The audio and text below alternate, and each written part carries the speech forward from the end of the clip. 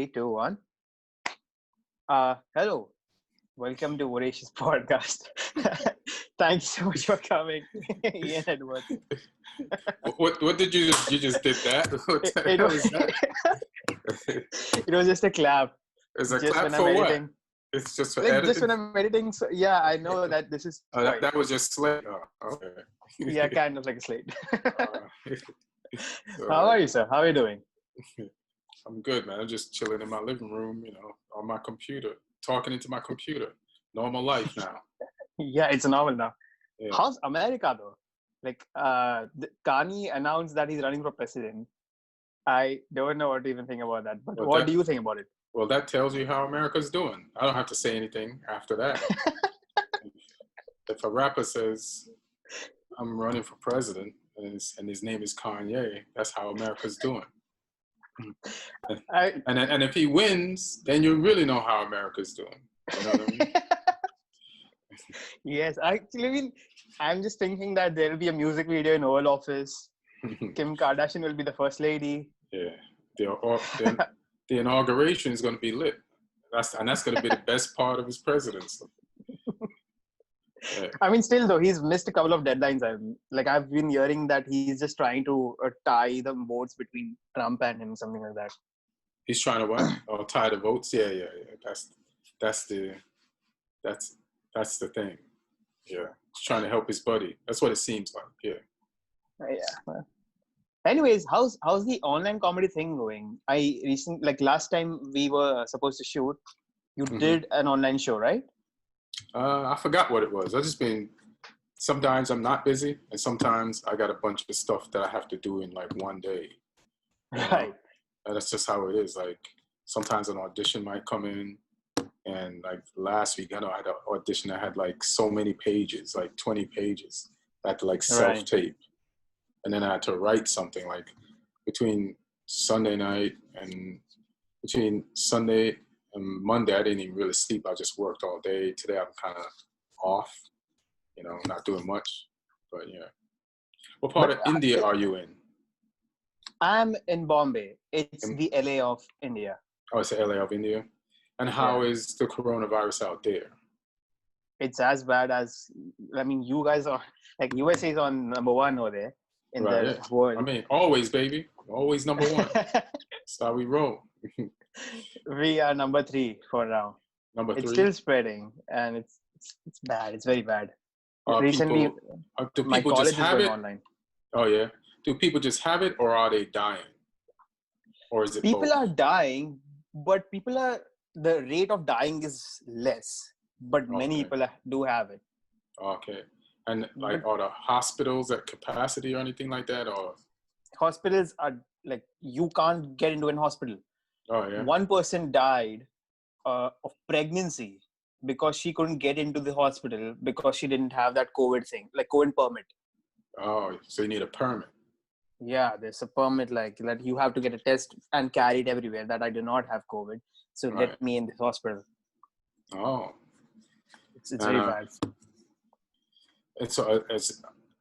Is there like a mask mandate? Are people like wearing masks? It's very it's in fact very similar to what is happening in USA. Mask is mandatory. Even if you travel, there's 7 days quarantine compulsory. My friend just came back from Philippines to India, and he's in 14 days quarantine, not even his home. He's just he has to stay compulsorily in a hotel. Oh yeah, they don't have that out here. Oh really? No. And you don't have to wear a mask. They ask you to, but there's people who don't want to wear one. They think it's an infringement on their rights. Yes, I saw something about it. So there's a lot of that. So at least everybody there is dumb though. Like, I'm sorry to say something like that, but isn't it? Why aren't you trying to protect yourself? It's about you. But because they say, what do they tell you about masks out there? It's the same thing that if you don't want to die, and it's like a chain reaction. So stop it from your own side. Stop, wear masks so that you will not get it. There are high chances that you will not get it, and you will not spread it too. Well, they say if you wear a mask and you have it, you won't give it to someone, right? Out here. Right. So people are like, if I don't have it, I'm not wearing a mask. But it's like some people don't know they have it, and some people know they have it. But it's like if everybody, I'm confused. Like sometimes, like I'll wear a mask regardless, but the way the virus is being reported out here by both sides is so confusing that I can understand why people are torn, because everything is being politicized. It's an election year, and people are using this virus to try to level up their position in the polls. Each party's doing that. The president's doing that. So it's just, so you can't, politics is like ruining. There's no truth out here. But I say, my opinion is, I'll wear the mask. I just like wearing the mask, period. And then if what they say is true, if they say if you wear the mask, you can't give it to anyone, right? If you have, that means if everybody wore the mask, then nobody can give it to anyone, and then everybody's protected, and maybe this thing will go away. Just logically. Exactly. Yeah. That's going on. Recently this thing came up that there's possibly a brain something like that. You get it, brain infection or something like that. You get it. That's a symptom of COVID. Like after, even if you get cured, there's something like that which comes in. I think American people already had that. So that we so, the way we're operating it now here, I feel like we all have that. But I really feel strange because over here the lockdown is very strict. Like people are roaming, but the ratio of people are roaming. Roaming? Yeah, people are going outside. The lockdown is there, but people are still going outside.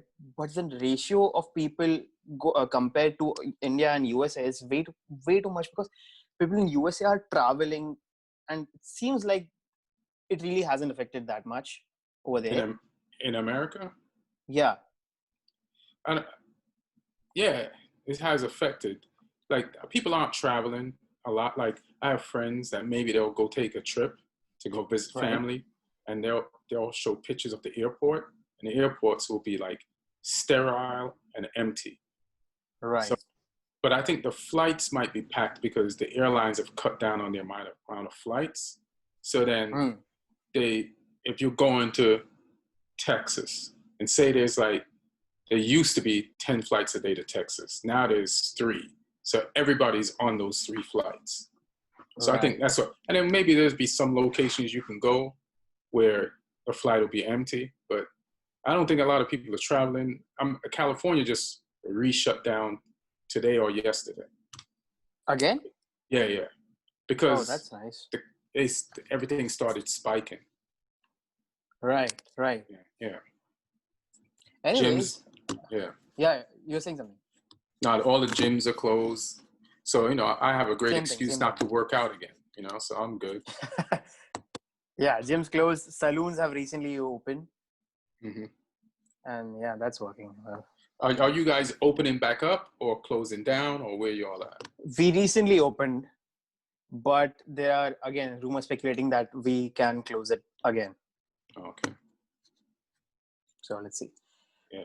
Okay, but how is it like? How's the online comedy thing going? Is it very? Of course, it's different from stage. I mean, but, yeah. Like, how is it going as far as what? It's like the experience. Of course, it's very different. I mean, but the laugh which you get on stage. Firstly, it lags over here. There are chances that it might lag. Second, there are chances that if they are watching from home, then, you can see some weird stuff if they have their mic camera on or something like that. It depends on whose show you do. You know what I mean? Like, there's this place called the Nowhere Comedy Club, and it's run by Steve. I always mess up Steve's last name. I'm going to say it's Hostetler, and that's probably wrong. But Steve has a well-run online comedy club called the Nowhere Comedy Club, where he has a host who's used to running the show. They do several shows a day. They hire online bouncers, to like monitor the audience and to Wow. like if somebody's making, they give them a set of rules in the beginning, the audience a set of rules. Sorry, my COVID is kicking in. So they give people, the audience, a bunch of rules. They have a good host. They have bouncers who will, like, in the chat in the Zoom, will communicate with anybody who's having a problem. And also, if like sometimes people don't realize they're making noise in the background, they'll mute that person's mic so the person can watch the show. Because if somebody like is trying to watch the show and then their dog is barking in the background or something like that, they'll mute the mic for the person and then explain why it's muted. And the Nowhere Comedy Club is just a well-run show. And then there's other good online well-run shows, but it all depends on who's running them. Some aren't good and some aren't bad. And as far as the time lag when you're telling jokes, if I'm in a theater doing stand-up, it's different than doing comedy in a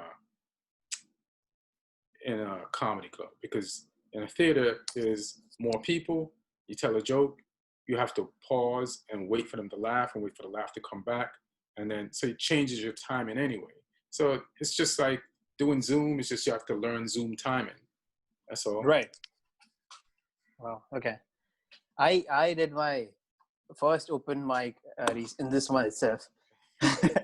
Listen, man, this doesn't even count. Sorry to tell you, bro. Yeah, I know. Go ahead. Tell me what you've experienced from your only experience on stage. Go ahead. I'm listening. Okay, so I'll tell you what happened this time. Yeah, tell me what happened. How much time did you do? 3 minutes. Oh, Jesus Christ. You can't even get somebody pregnant having sex for 3 minutes. And you... Go ahead, man. Let me hear what happened in this 3 minutes. Yeah, I mean, I performed a poem, which I thought was funny. And it was the first open mic. So I thought, and because this poem was very funny, it was like, I'm saying my dad is a pedophile, and it's the whole poem about that. And no one laughed. Like, I bombed really bad. But I raised quite some eyebrows. But that happened. And the host messaged me, it's all right, it happens, and ABC. But I wanted to ask you this. You started in your 20s, right? Yeah. So let me ask you about, so you did a first time on stage, you have no comedy experience. Why did you pick a poem about your dad being a pedophile and how a pedophile was viewed in India? No, okay. Firstly, it was a joke. My dad is not a pedophile. Right. Second, I get that. I hope he's not. Right. Yeah, I mean, he's not. I know him well now. How well do you know? Are you sure? No, I know his background too. I know where he came from and everything. So I'm pretty sure he's not a pedophile. But yeah, I don't know. I had some material. I had one story which I was pretty confident about, but I thought it can go more than 3 minutes. And these people have informed that when it's 2 minutes 30 seconds or 2 minutes 45 seconds, they'll give you the light. Right. So just wrap it up very quick. And it was the first open mic, so I didn't know how it'd go. So I chose this poem, which I thought was kind of funny. And no one laughed, and that sagged my confidence way down. But what did you learn from your 3 minutes? Because that's the important thing. What did you learn? I learned that firstly, poem should not be the experimental thing, because firstly, you can't switch it in the middle. Like, if you know it's not working, you can't switch it. I mean, you could do anything you want as long as it's funny. So if you all right, this is not working, and rip up the poem on stage, right? If it's on a piece of paper. Yeah, but it was a well thought of poem. You could say that this is a well thought of poem, and apparently it's not as well thought of as I thought about it. So you could do anything funny, you could stamp on the paper, light it on fire. You could blame the poem. You could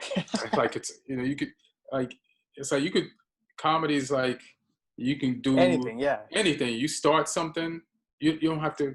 You could commit to it even harder, right? That's a way of making it funny. You're like, fuck it, I'm making this funny. You guys are gonna still have to hear about this. I'm gonna pedophile you guys with this poem.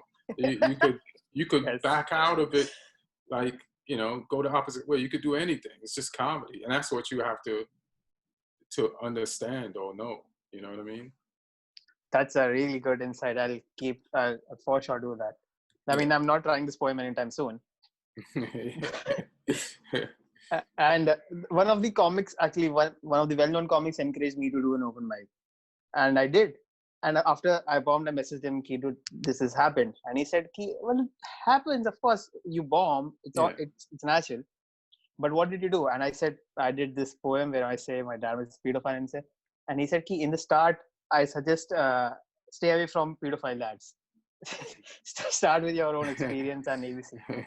I mean, that's funny. Like, stay away from pedophile dads. You That could have is funny. closed. You could have closed. Next time you do that poem. So this didn't work. So I guess I should stay away from pedophile dads. Right. Yeah. It's always funny when you mention what is not working. Yeah, and that too. Yeah. Yeah, but I was asking, when did you get your first big laugh? It wasn't a big laugh, but it's probably the biggest laugh I ever got because it was my first set and I was bombing. And I was bombing because I'd never been on stage before in a stand-up club. Like, I've been to stand-up clubs to scout and check it out and this was Governors in Long Island. And I started going to a few mics just to check it out and see how it was. And then I picked a date when I was going to perform, and I had these jokes that I'd be like trying out on friends to build a set. You know what I mean? And I went on stage and started doing them. The lights hit me. It was so bright. Like, I couldn't even see. And it was stunning. Like, it just threw me off. It threw all my senses in disarray. And now it's like, oh, this is why the cops, like, in America, when the cops pull you over at night, they just shine these bright lights on you. Right. Because it just throws you completely. So that's how I felt on stage. Like, I was being pulled over. You know what I mean? And then, so then that was happening. I have to tell these jokes.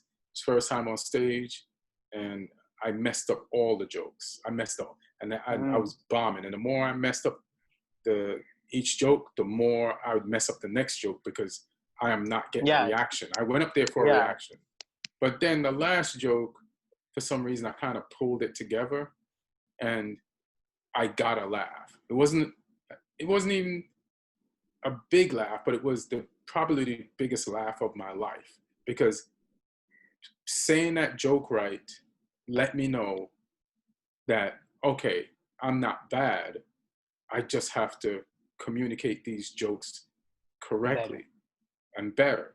So if I say I'm right, people will laugh. So what I'm writing is funny. It's just my delivery is messed up. So that laugh at the end of the set was probably the biggest laugh of my life because that laugh let me know to continue. Nice. Wow. Over here, something happened. So one person recently joked about a big political figure, and the outrage that comedian got was way too much. Like, she was shut down from, like, she had to remove her Instagram account. She made another account. It was private. People were giving her death threats and rape threats. Rape threats are real in India, huh? Oh, yes. Oh, damn. That's crazy. I mean, you heard the stories? Yeah, I've heard the stories, bro. Yeah, she somewhat, like, it's right now, it's online, it's very easy, right? So one person just made a video and saying that I'll do that on ABC, and it got violent and it got viral very fast. Do they arrest the people who make rape threats? Finally, this guy got arrested yesterday. Okay. But it happened a lot, and right now the outrage against comedians is way too much. Like, I had 2 more comics to come on my show, but both of them said, "Ki, right now, dude, I just can't because the outrage is way too much. Even if I say anything, I'll get cancelled." So they got cancel culture out there? I mean, it's not labeled as cancel culture, but it's something like that. They'll just shut you out on Twitter. They'll just say that, no, let's not book this guy, let's not watch this guy.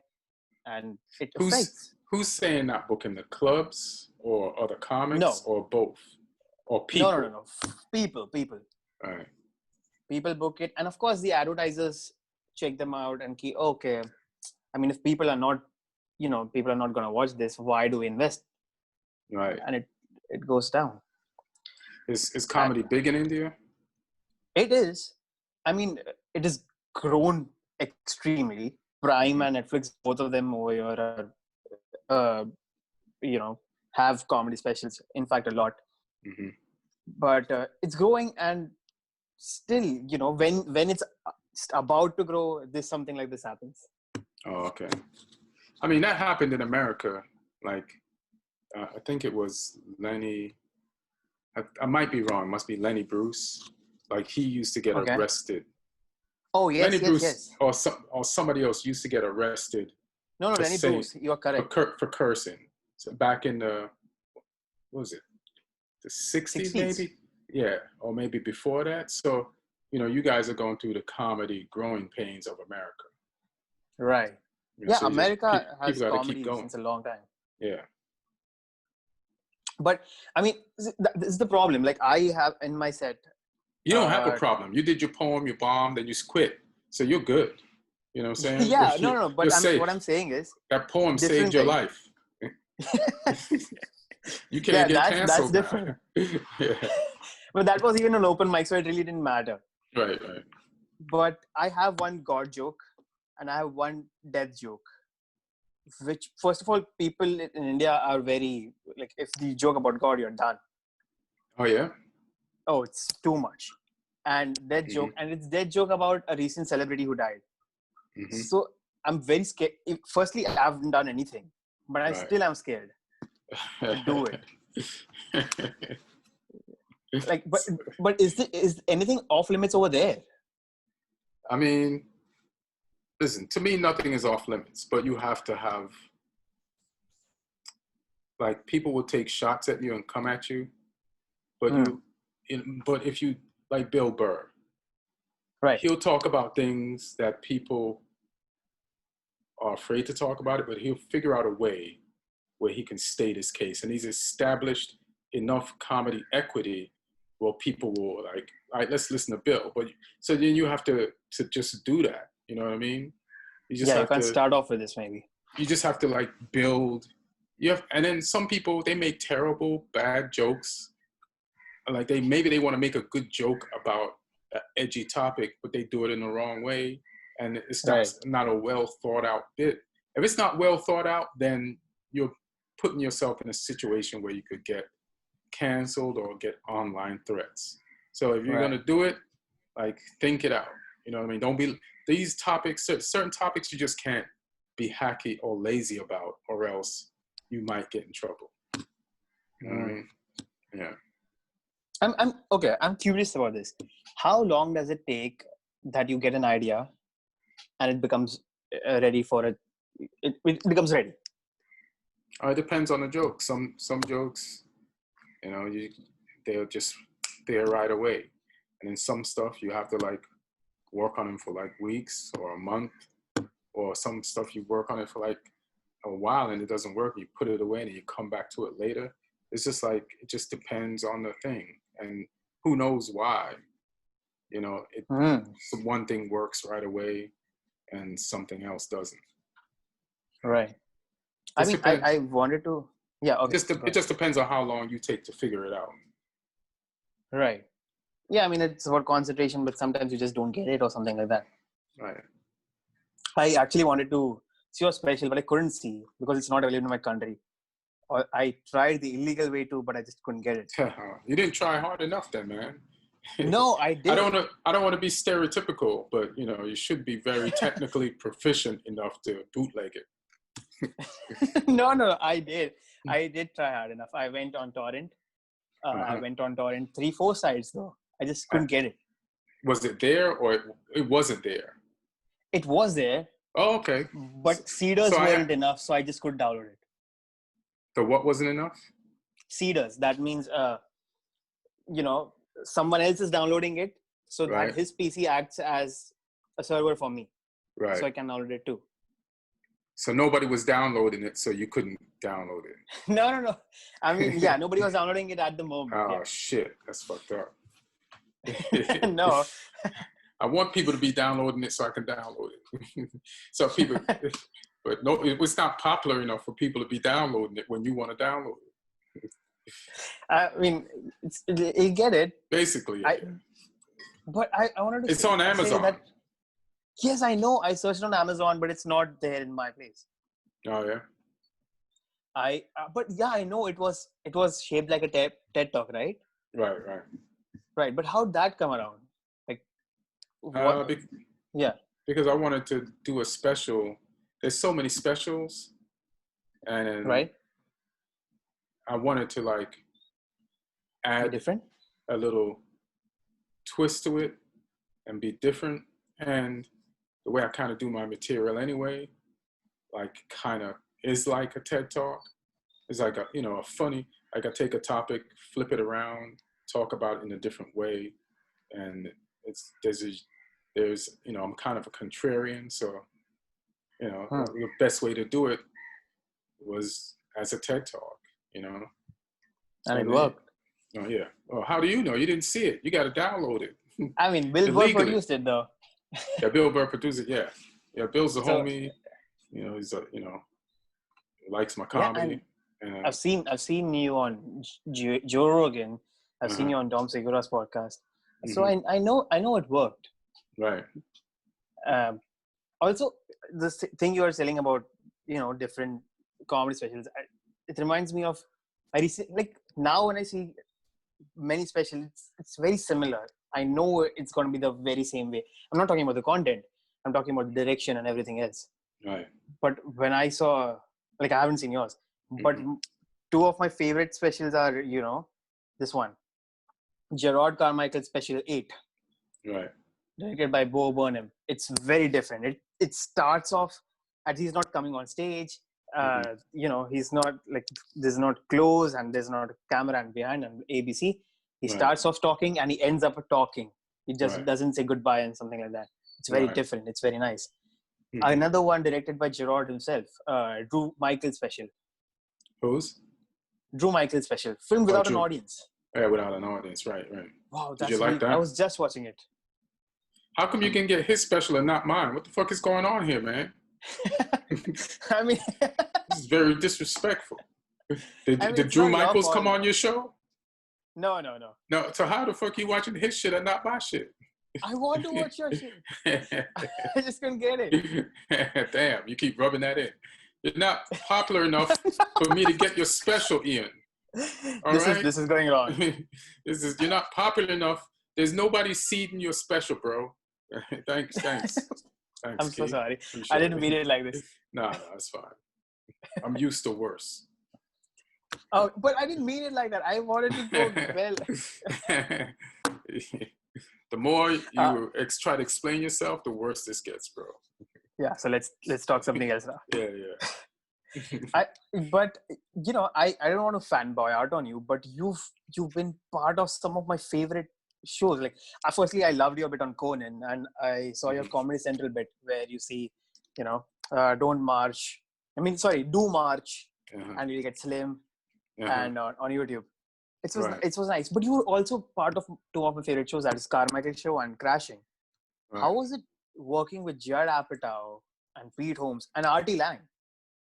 And Artie, they shot in New York, so I never saw Artie, but Pete and Judd I saw every day at work, and it's Judd's huge in the game of making TV and movies, and as a comic.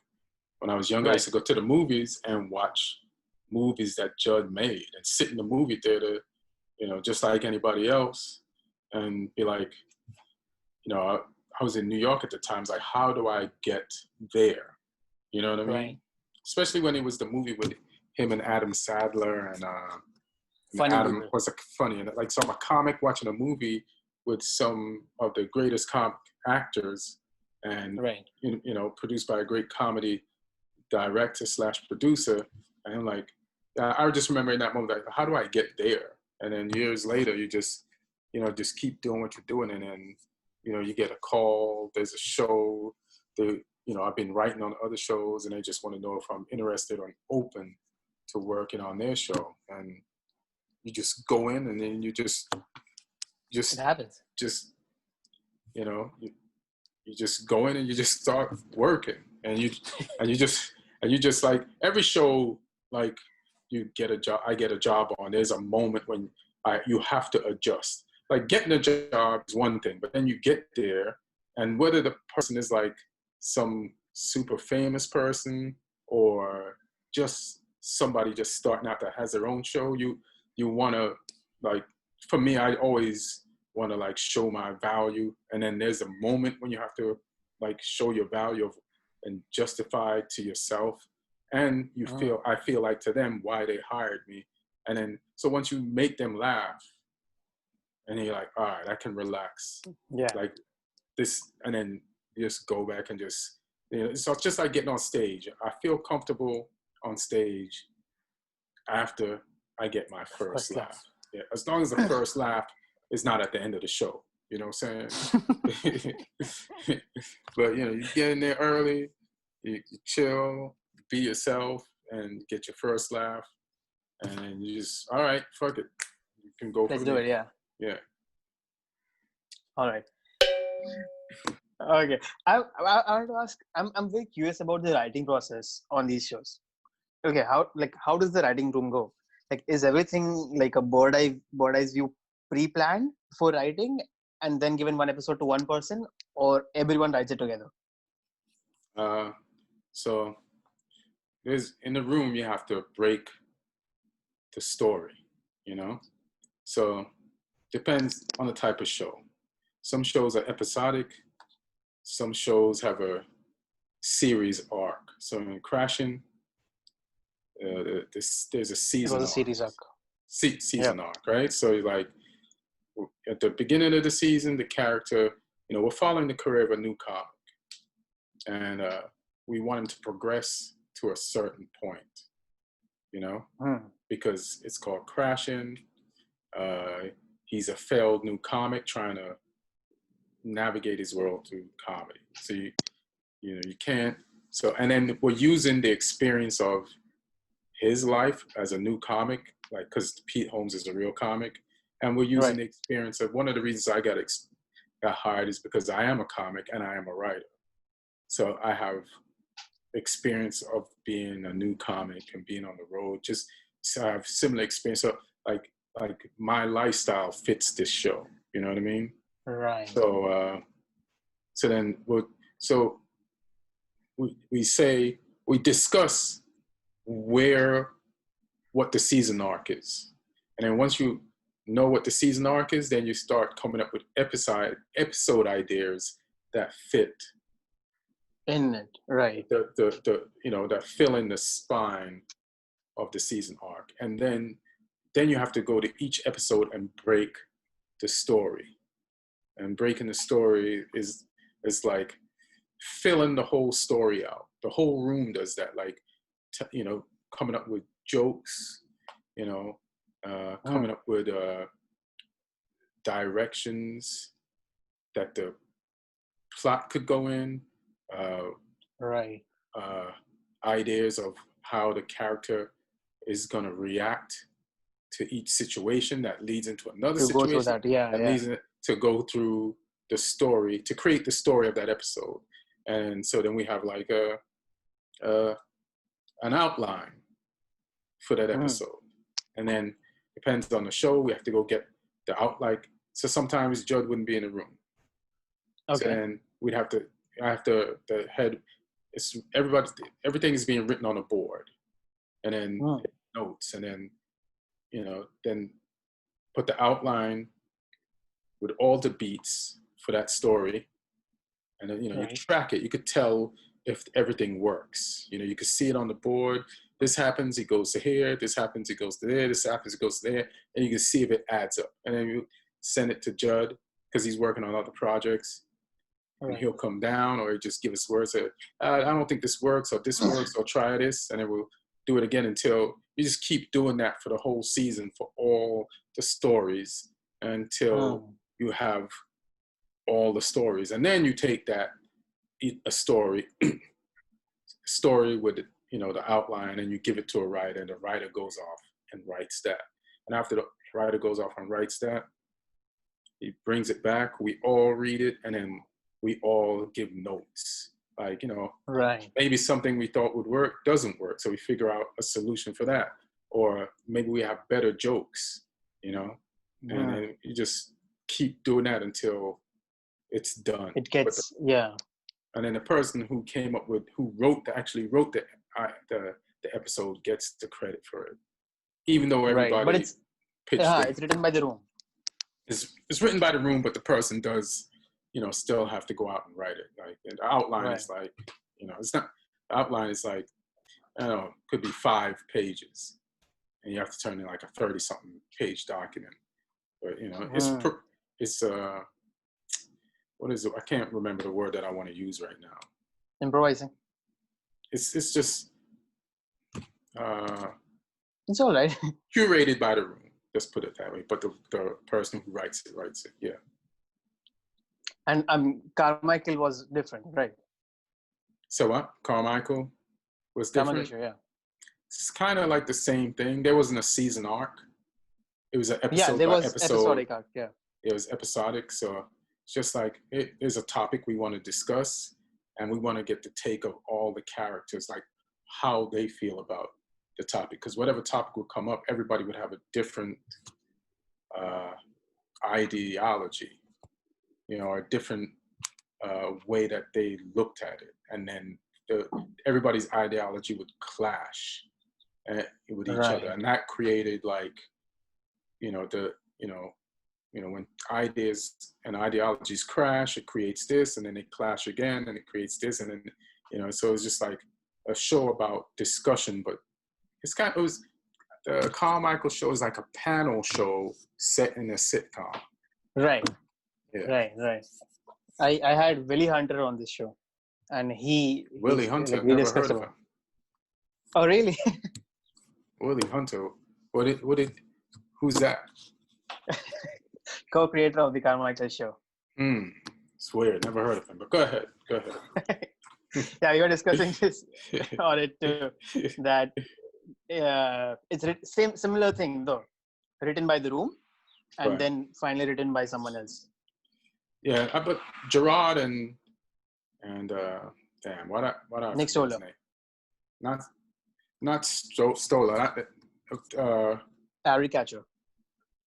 Yes, they would go off and like ultimately take all the information and rewrite the episode the way that they wanted it.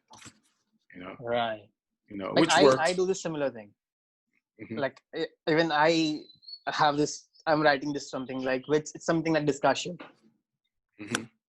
So what I do is I tend to gather my family for the night, and I just record it. I just start the conversation. Okay, this is what do you feel about this? And I record everything, and in the end I just write it down. That's hilarious. What does your father do? My father is in jewelry business. This is jewelry business. Okay. What about your mom? My mom is a homemaker. Homemaker. And you have brothers and sisters? No, I'm saying. No. And like, what's your official title? Do you have a job besides comedy, or did you go to school or something? I'm studying filmmaking. Oh, okay. I'm studying filmmaking. Side by side, I'm writing. I'm doing this podcast. And I'm like, I want to say stand-up comic, but I've just done one open mic, so I don't know, I can't say that. Right. Well, you have a good excuse not to do more now because of the virus and everything's shutting down. So. Yeah, but it's not that I want to do. In fact, I'm writing more jokes right now. All right, so that's cool. Maybe do an online show then. That's what happened, right? Like, at first time it bombed so bad. These guys are not giving me spots again. Like I feel now I'll test it out with my friends, and if it goes well, I'll shoot it myself, like Drew Michael. So they'll only give you spots if it goes well? I don't know the criteria actually, but because how can you grow? Comedy's about making mistakes until you get good, and even when you're good, you still make mistakes to get better. So, right. So how could they? be like, it's your first show. If you don't do good, you'll never get booked again. Yeah, That's exactly. bananas. And I mean, I don't know the criteria, but I mean, I how asked bad someone were whether. you that they said, No. like, nah. Okay, no. I remember 3 people were judging it, and one of the judges messaged me on Instagram after that, said, "I liked your show. It was fun." Uh-huh. All I right. mean, so I think that's not the worst thing Right. possible. Yeah, that's not bad. One person. But I want to ask. Was it a Yeah, deaf judge? I'm just asking. No. I don't know what type of judges No, they she have. was. Oh, No, she she was wasn't. All not right, deaf. cool. She could hear. All right, cool. She could, yeah. She, All in right. fact, has attended more open mics than I have. Like, I have attended only one open mic, other than mine. Damn. She has attended more. You got to put more effort into this game, bro. I mean, maybe. See, I want to, but where I stay, like it's very different. Like where I stay, and the comedy clubs in Bombay are very far away. How many miles? So first of all, it's like 2 hours, even in train. 2 hours? Oh yeah. Do you drive or you take public transportation? Public transport. So what would you take to get there? Train. Train. Okay. Yeah, so train goes and 2 hours drive. And secondly, I'm not. Of course, I don't want to make an excuse. I want to do this, but sometimes it only happens at night, right? Right. So it happens after 7 or 8, and 7 or 8 is the time I'm working on the assignments which given by college or something like that, and I'm just right now in the end writing. Right. So it does get clashed a lot. All right, just checking. Yeah, hopefully something like that. Yeah. I'll do. But okay, you were the executive story editor and a writing consultant. I wanted to ask, what does these jobs mean? Nothing. You're just writing. It's just that, that's just how they promote you. The more you write, your title just changes, but you're doing the same job. Like there's stuff when you do more, where you become like a showrunner or executive producer. So then you're running the whole thing. You're helping to cast the thing and stuff like that. But like a lot of those titles like staff writer, story editor, executive story editor, co-producer, you're just writing. You're there in the room with everybody in your building, But do you get the higher say? So what? The higher say, like for example, you don't like this, and there was once a time you couldn't say too much. I don't like this on ABC. But now, of course, you're promoted. So do you get the higher say? No, because the higher say, like even if you're like you created the show, and the highest say is with the network, who's paying for the show. Okay. So if they don't like something, even if you're right, it doesn't matter. It's that they're thinking about how they feel their advertisers who pay the bills and give them money feel about the thing. So then they'll give you an answer based on that. Unless you've proven to be so successful on your own, with other networks that they're like, do whatever you want. Like that's the thing I like about Netflix. I feel like an HBO, I feel like they tell you, and FX. I don't know if you have FX out there, but they have. We don't, but I have like some platforms do have it. Yeah, you've been able to seed them.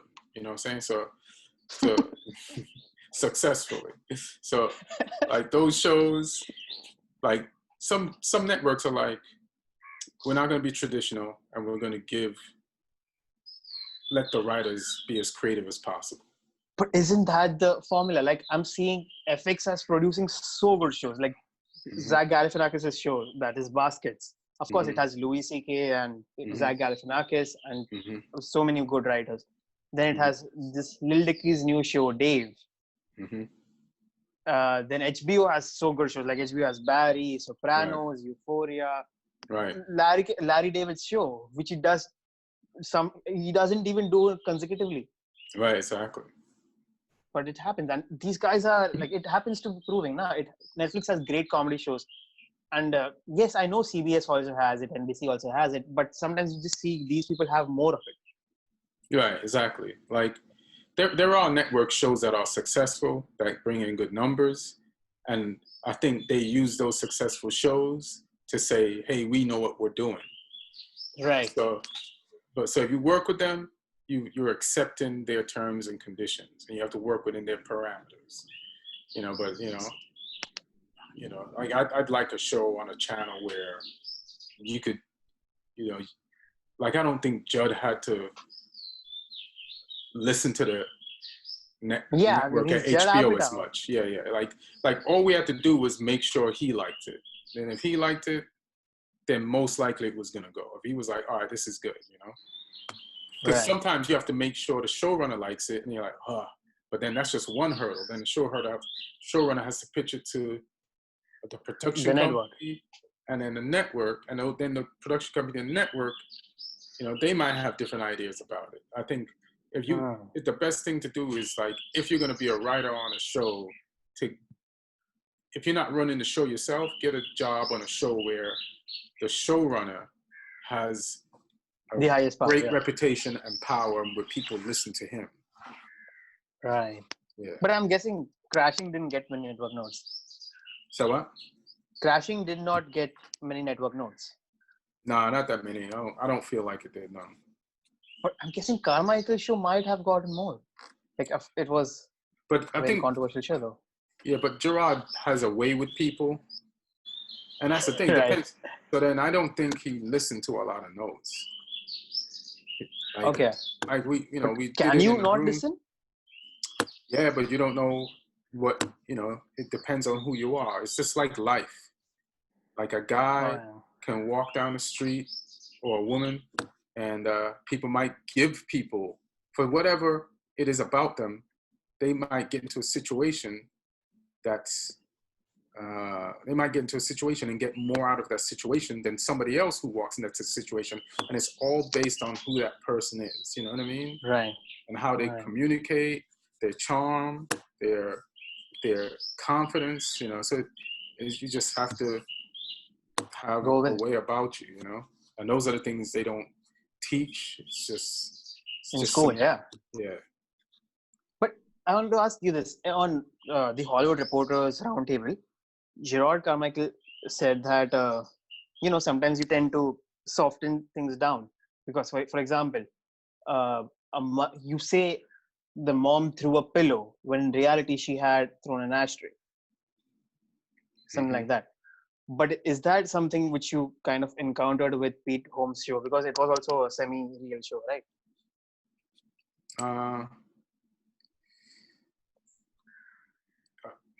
Maybe not with. I can't remember any incidents. Maybe there was. I can't remember with the Pete Holmes shows, but definitely with other shows. You know what I mean? Yeah, it does happen though. Yeah, it does happen. Yeah. Okay. Because they're always worried about making sure the character is likable. Right, but yes, I understand that's a network thing, but sometimes you want to feel like, for example, I can't remember the show's name, but you sometimes want to see the clashes happen. You sometimes want to see the character going through different. Yeah, you want it to be real. Yeah. Yeah, you want to be real. Yeah. It's all right. No. But you were till season 2 on Crashing, right? Right. But on season 3, I wanted to confirm with this. Like Pete Holmes said that these guys did not know that season 3 was the last season. Correct. And when they released the last episode, I mean, luckily for them, it was a satisfying episode, and because it was with John Mulaney and he got his big gig. Right. But if it wouldn't have been, how bad would it have been? Like, how can you not know? How can the network not let you know that this, even at least before the final episode? That's show business, man. Here's the thing about that. We did that last episode, right? Right. And then they called us in for in December of 2019, in November, December. So we're waiting to get picked up for a 4th season. But Judd likes to Keep it short. No, he likes to like stay ahead of whatever's coming. So in November, December 2019, he assembled a writer's room to start getting ideas together for season 4, even though the network hadn't decided if they was going to pick it up or not. So we had like a kind of an arc and some story ideas for season 4. And I guess he wanted to use that to like as a bait for let the network come in to HBO, say, hey, this is what we got, this is where we could go for season 4. Like I think that's pretty smart. And yeah. So then, but they just decided to just leave it at that, you know, for whatever reason. Could be the cost of the show, could be a number of reasons. Sometimes, yeah. But it was a good show. In fact, like I'm very fond of watching shows, and on my desktop I have some shows which I like. I have like shows to look up to, and I have 50 shows on, something like that. And Crashing is there, Carmichael is there. So I love that show. I wish it would have been, season 4. Right. How did you find out about Crashing or Jerrod? Like, how did you find out? So Jerrod, I recently got to know about, like in 2020, 3-4 months back. I was discussing with a comic, and I knew there was a person called Jerrod Carmichael, a good comic and ABC, but I didn't know his work.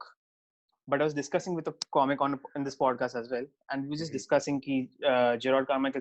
I was discussing Bo Burnham. I'm a big fan of Bo Burnham. Right. And he said ki Bo Burnham directed Jerrod Carmichael special. I said, oh, I have heard about this guy. I love Bo Burnham, so let's check that out. And I saw it, and I'm not even joking. I saw it thrice in a row. Like I loved that special. I thought ki, first of all, funny, very funny.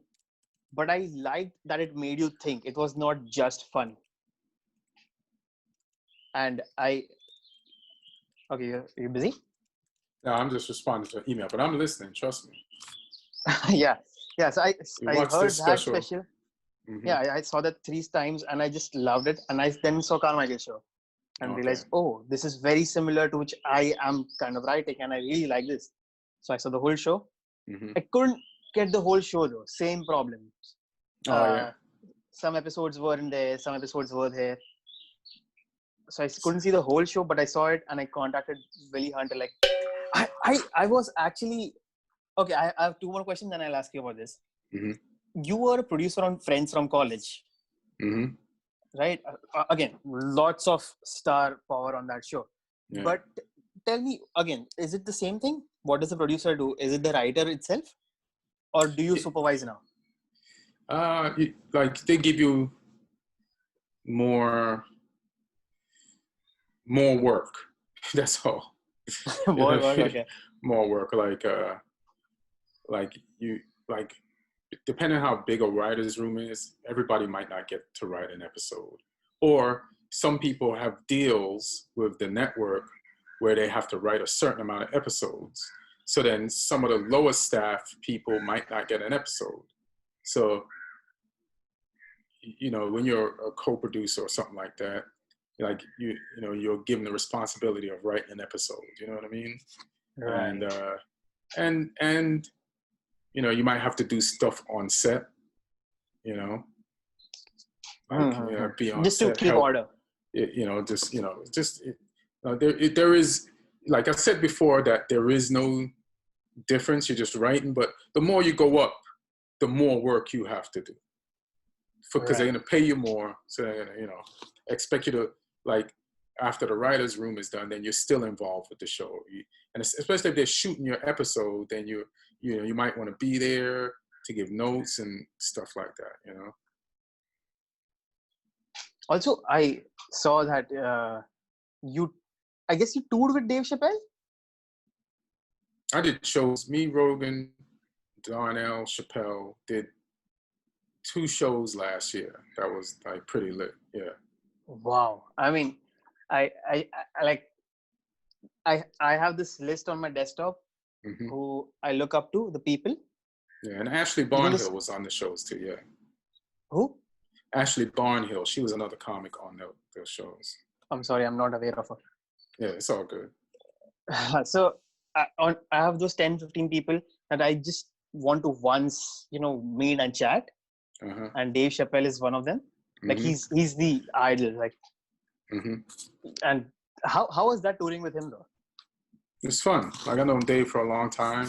Me and Rogan are good friends. Like we've all known each other for a long time. We don't like me and Rogan. I see Rogan often. At the comedy club, the comedy store. I saw his special for preparing. Not I saw his podcast with you. Preparing for this one.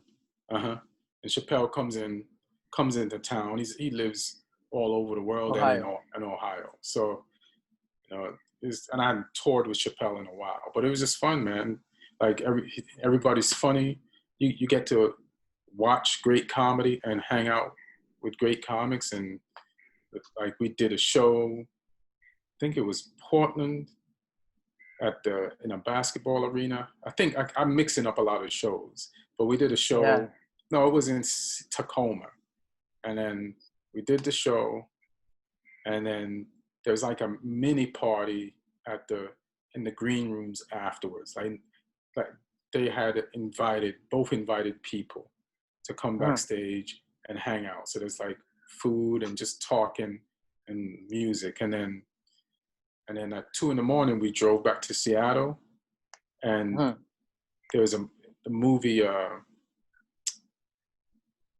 that Quentin Tarantino had just done. Once Upon a Time in Hollywood. It just Once Upon a Time in Hollywood. And somehow Dave, I don't even know who did it. Between Dave and Rogan or whoever arranged with the movie theater for us, for all of us to at 2 o'clock in the morning. Wow. We were the only ones in the movie theater, and we watched. They had popcorn, they had hot dogs, they had all kinds of food, and somebody let us in the movie theater, and just us in this big ass movie theater, and we watched the movie. Once Upon a Time in America till like in Hollywood. Once Upon a Time in Hollywood till like 5 a.m, and then we went back to our hotel rooms, and we had to be back up by 7:30 to jump on a flight to go to, I think it was Utah, I'm not sure, and do another show. Yeah. Wow. So it was just, and then we got to Utah, and then we hung out and barely got any sleep, and had the best time though. Got IVs to rejuvenate ourselves. Right. And then did the show that day at an outside amphitheater. It's fun. Right. Yeah. He's still touring though. He's still touring with his whole. He has like he has a set of people who is touring with. Michelle Wolf is there, I'm guessing. Yeah. Michael Shea. Very funny Michael again. Shea. Yeah. Nimesh Patel was doing it, but I'm guessing he got COVID, and he said he recovered. Oh yeah. Oh, okay. I didn't know that. And there's Mohammed Amir and so many. I want to watch one tour. Like I sometimes really get mad that people are not touring in India. Like sometimes Aziz Ansari comes in and Russell Peters comes in because they have this Indian following. Right. But Dave Chappelle also is very popular in India. I wonder if he knows that. He should, but maybe he doesn't know. I mean, he might. He was one of the biggest special, like $60 million deal. So I'm guessing he must be aware. So a lot of people watched his special in India? Yeah, many people did. Yeah, okay. And, it's a weird thing. When you are a big fan of someone and someone else just starts rambling about the person you're a fan of, you sometimes feel bad. You are just a nobody. You just recently started listening to that guy. That happens to me with Dave Chappelle. And I always I knew him before the 4 specials thing and everything. And that happened. I'm just a big fan of him. Yeah, Dave's funny, man. He's funny, one of the smartest people out there, and that's why people are into him. Definitely. Yeah, he knows what he's doing. I'm again trying after this to get your special. Hope you had better luck than you did the last time, because No worry, I think so. I'll get it, and after I get it, I'll message you. Yeah, there'll be a quiz, so I'll check and see if you really watched it.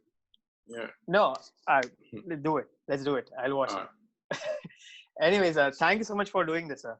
All right, cool. My pleasure. And it's yeah, good meeting you, and thanks for answering my questions, because it's always curious to, like, I don't, it's good to find out like what's going on in comedy or just what's going on in your side of the world too. So that was cool. right. Yeah. Thank you so much for coming, and yeah, had a wonderful time. All right. Thanks. Thank you so much, sir. Bye bye. All right. Peace.